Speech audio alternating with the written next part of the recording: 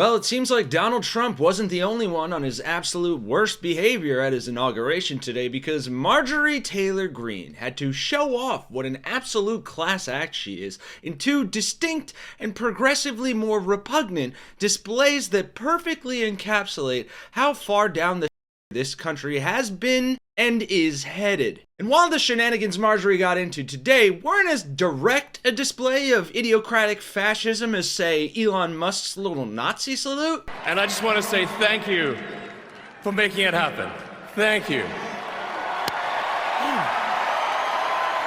They nonetheless made her look simultaneously like an absolute fool and a female embodiment of Trump's fascist demagoguery. So drop a like if you still care about democracy and consider subscribing to support the resistance, and let's break down Gang Greene's dystopian debauchery. Now, this first instance isn't as dramatic as the second, but it still says quite a lot about both Marjorie and how sickly sycophantic Republicans will be moving forward. Because Marjorie, like a spoiled little schoolgirl, said she cut to the front of the line at President Donald Trump's inauguration because seating should have been based on who supported him most, instead of congressional seniority. Just like how the presidency should go to the ones who paid for it the most. And I just want to say thank you for making it happen. Thank you. Here she is on the incredibly reputable Real America's Voice, justifying her actions and explaining why and how she cut the line to kiss Trump's derriere. Well, you know, when we lined up, we were in the House chamber waiting to go in for President Trump's speech, and they wanted to line us up by class. And the first class sign they had on the wall was the 96th Congress. And I came in the 117th Congress. So that shows you right there, people have been there way too long and they need to retire and go home. And as I looked along the entire line of Republicans and Democrats lined up, and they were lining us up by seniority, I looked at that and I said, this is ridiculous. We need to be lining up by who supports President Trump the most. And that is, I said, that's me. And I went to the front of the line, and Marcy Kaptur happened to be standing there. And I told her, I said, look, you voted to impeach President Trump, so I'm going in front of you. And every single one of those Democrats, they did not belong in that inauguration. They voted to impeach President Trump. They wanted to lock him up for the rest of his life. They wanted to destroy his family, destroy their businesses, and they did destroy this country for 4 years. So I was sick of them. I was like, I don't care about your seniority. I'm taking it away, and I'm going to the front of the line, and that's what I did. Okay, but let's... Right. That's where we are. That's where we headed.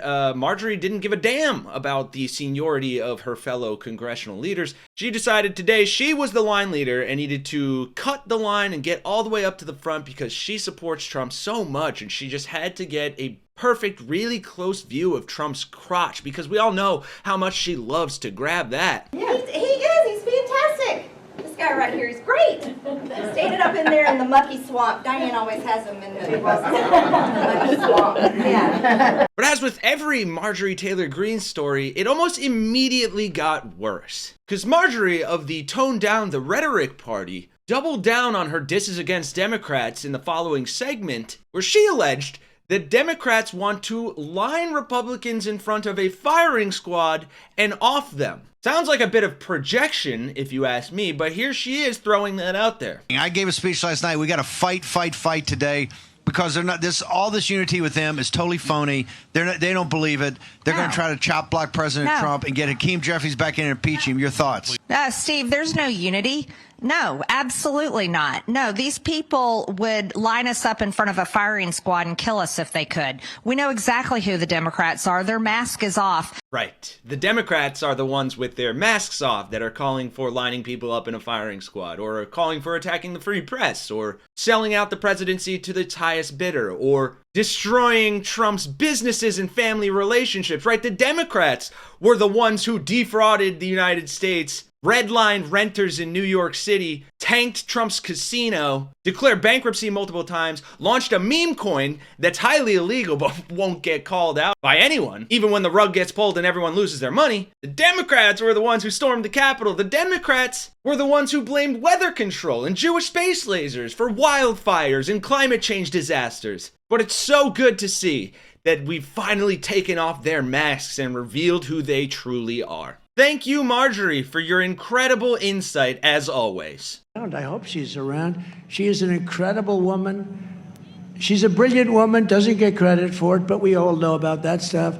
Marjorie Taylor Greene. It's such a backhanded compliment to say someone is brilliant but doesn't get credit for it. Marjorie Taylor Greene, you know, contrary to popular opinion, she's actually very smart. She doesn't get credit for it. Most people think she's dumb as ask around. I'd like to point out to my Democrat colleagues that there is no Republican member of Congress that condones the attack on the Capitol on January 6th.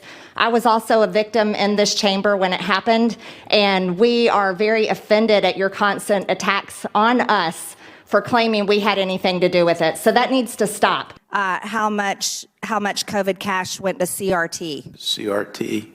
Critical race theory in education. It's a racist curriculum used to teach children that somehow their white skin is not equal to black skin and other things in education. Well, you the one talking about. I think your fake eyelashes are messing up. No, ain't nothing. Hold on. Listen. Order. Mr. Chairman, That's beneath would even you order please regain the order of your committee? Order.